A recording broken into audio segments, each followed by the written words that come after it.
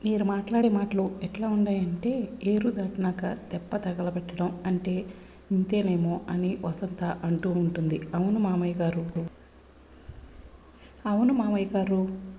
అమ్మవారు వచ్చే వరకు గెడ్డం పట్టుకున్నారు, వచ్చిన తర్వాత బెత్తం పట్టుకుంటున్నారు అని చెప్పి పెద్దిరాజు అంటూ ఉంటే ఇంకా వేదవతి కోపం వచ్చి, మీరు చదువుకున్న చదువులో మేము నేర్పిన సంస్కారాలు ఏమైనాయి పెద్దిరాజు అంటూ ఇంత దిగజారు మాట్లాడుతుంటారు అని అడుగుతూ ఉంటే, ఇంకెవరు ఏం మాట్లాడకుండా వేదవతి చెప్పినట్లు చెయ్యండి అని ప్రసాదరావు అంటారు.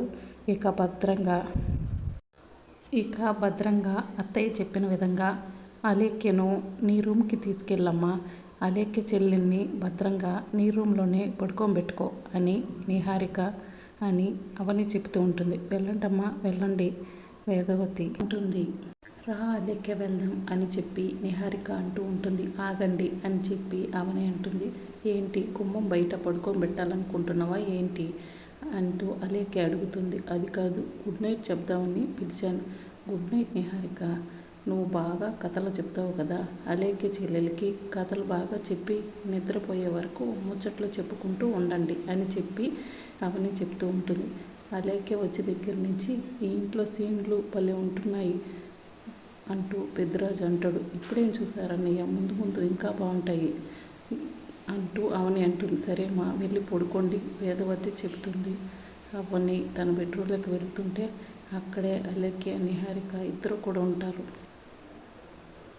ఆగండి, ఎవరు మొగుణ్ణి బుట్టలో వేసుకున్నా ఎవరు సంసారాన్ని కూల్చేద్దాం అన్న విషయాల్లో తెల్లవార్లు చెప్పుకుని నిద్రపోండి. నేనైతే వెళ్ళిపోతున్నామా, నా బావ వచ్చేసరికి నా రూమ్ అంతా క్లీన్ చేసుకుని మంచిగా స్ప్రే చేసుకోవాలని చెప్పి అవని అక్కడి నుంచి వెళ్తూ అనుకున్నొక్కటి అయింది ఒకటి అని చెప్పి నిహారికను అలేఖ్యను చూసి పాట పాడుతూ ఉంటుంది. ఇక నిహారిక అలేఖ్య ఇద్దరు కూడా బెడ్రూమ్లోకి వెళ్ళి అవని లాస్ట్లో అలాంటి ట్విస్ట్ ఇస్తుంది అనుకోలేదు కదా అని నిహారికతో అలేఖ్య అంటూ ఉంటుంది.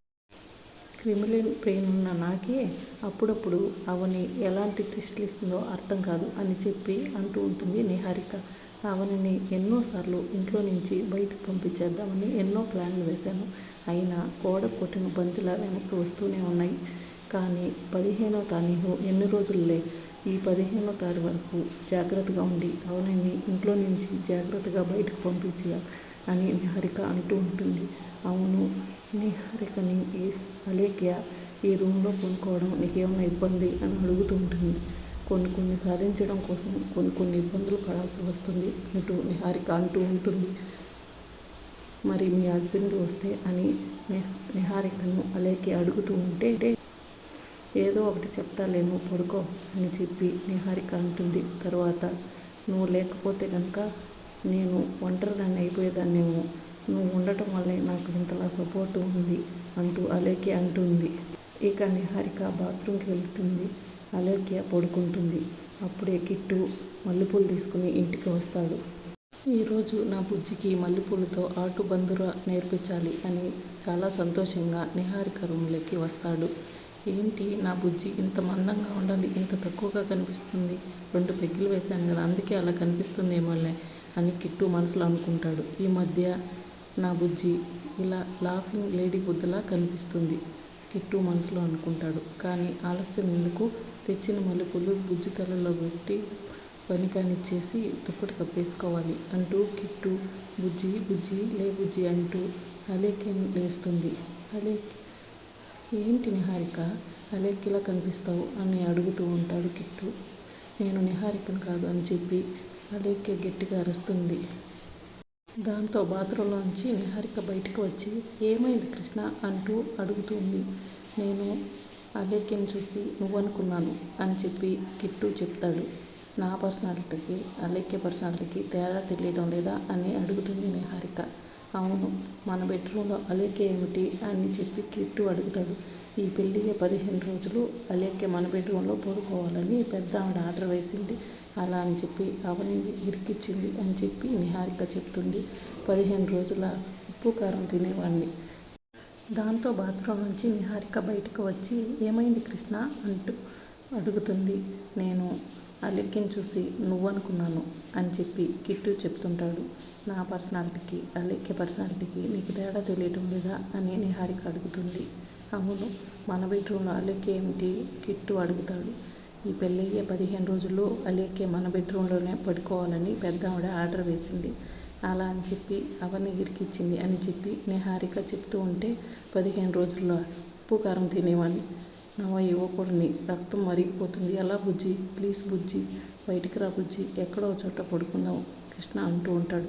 వెళ్ళి మీ అమ్మ దగ్గర ఈ ఆర్డర్ క్యాన్సిల్ చేయించు, అది జరగదులే బుజ్జి, అయితే బయటకు వెళ్ళి పడుకో అని కిట్టుని నిహారిక బయటికి నెట్టేస్తుంది. మా వాడితో కాస్త జాగ్రత్తగా ఉండాలి అక్య, బుద్ధి మంచిదే కానీ బ్రెయినే అప్పుడప్పుడు ఒక విధంగా ఉంటుంది అని నిహారిక చెప్తుంది. ఇక అవని తన బెడ్రూమ్లోకి వచ్చి నా బావ రూమ్లో పడుకుంటుందంట, నా బావ పక్కన పడుకుంటుందంట. దానికి ఎంత ధైర్యం? ఇద్దరు శాడిస్టుల్ని ఒకే రూమ్లో ఉండేలా చేశాను, వేసుకొని ఎన్ని ప్లాన్లు చేస్తారో చేయని, ఇద్దరిని ఒక్కసారి మడత పెట్టేస్తాను అవని మనసులో అనుకుంటుంది. అలా పక్కకు చూసేసరికి శేఖర్ ఫోటో ఉంటుంది. శేఖర్ ఫోటోని అవని పట్టుకుని, నాకు అర్థం కావటం లేదు, మీది రాముడి జాతకమా కృష్ణుడి జాతకమా? ఒకటే మాట, ఒకటే భార్య, ఒకటే బాణం అంటావు, మరి నీ చుట్టూ ఎంతమంది గోపికలు చుడతారేంటి అని అవని అంటూ ఉంటుంది. మొన్నటిదాకా నిహారికతో పోటీ చేసి నిన్ను గెలుచుకున్నాను, ఇప్పుడు అలెక్య, ఇలా ఎంతమందితో పోరాటం చేయాలి బాబు? ఖాళీగా ఉన్న ఇంటికి టూలెట్ బోర్డు ఎలా తగిలిస్తారో నీ మెడలో కూడా నేను సింగిల్ కాదు అని చెప్పి బోర్డు తగిలించాలి అని చెప్పి అవని శేఖర్ ఫోటోతో మాట్లాడుతూ ఉంటుంది.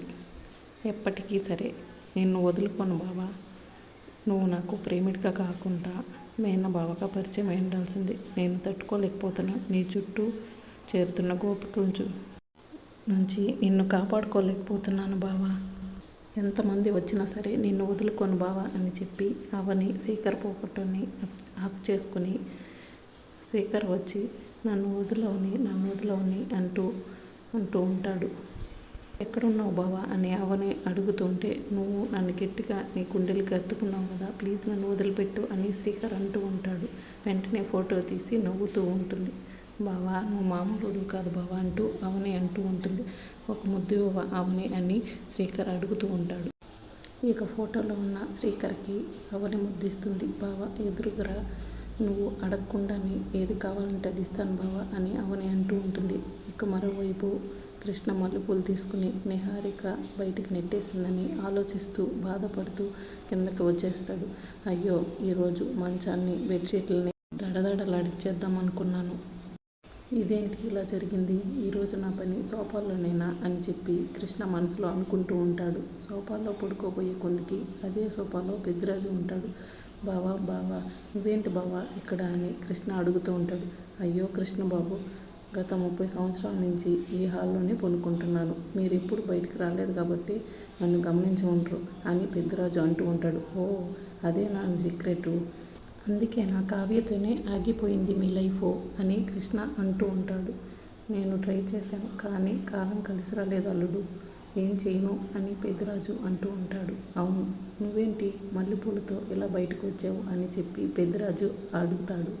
నిహారిక బయటకు నెట్టేసింది, అలెక్య మా రూమ్లో పడుకునిందని కృష్ణ చెప్తూ ఉంటాడు. ఓ ఈ 15 రోజులు నాగతే అన్నమాట, నాతో పాటు నువ్వు కూడా హాల్లోనే పడుకోవాలన్నమాట అని పెద్దిరాజు అంటూ ఉంటాడు. అలా మాట్లాడకు బావా, నాది రక్తం ఉడుకుతున్న వయసు, నీది వయసు అయిపోయిన వయసు అని కృష్ణ అంటూ ఉంటాడు. ఏ వయసు అయినా సరే ఇప్పుడు ఈ 15 రోజులు నీకు తప్పదు బాబు అని పెద్దిరాజు అంటాడు. ఇక అప్పుడే శ్రీకర్ డ్యూటీ నుంచి ఇంటికి వస్తాడు. ఇద్దరిని చూసి మీరేంటి ఒకరి చేతిలో బెడ్షీటు ఒకరి చేతిలో మల్లెపూలు ఉన్నాయని అడుగుతూ ఉంటాడు. అదే చిన్నల్లుడు, నేను 1947 నుంచి బయటే పడుకుంటున్నాను, మీ తమ్ముడు కుదరక కాలం కలిసిరాక బయటికి రావాల్సి వచ్చింది అని పెద్దిరాజు చెప్తూ ఉంటాడు.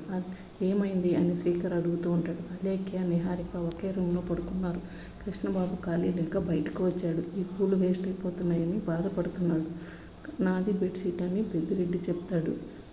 అన్నయ్య మీరేమనుకోకపోతే మల్లెపూలు నాకు ఇస్తారా? నేను అవనికి మల్లెపూలు తెద్దామని మర్చిపోయాను అని శ్రీకర్ అడుగుతాడు. నా మల్లెపూలు వాడిపోయినా సరే నేను నీకు ఇవ్వను, నాకే సొంతం అని కృష్ణ అంటూ ఉంటాడు. అల్లుడు చిన్న అల్లుడికి ఉపయోగపడతాయంటే ఇవ్వచ్చు కదా, ఇలా ఇవ్వు అని చెప్పి పెద్దిరాజు కృష్ణ చేతిలోంచి మల్లెపూలు తీసుకుని శ్రీకర్కి ఇస్తాడు. శ్రీకర్ మల్లెపూలు తీసుకుని బెడ్రూమ్కి వెళ్ళేసరికి అవని శ్రీకర్ ఫోటో చూసి మురిసిపోతూ ఉంటుంది. శ్రీకర్ ఇక మెల్లగా అవని వెనక వెళ్ళి మల్లెపూలు పెడుతూ ఉంటాడు.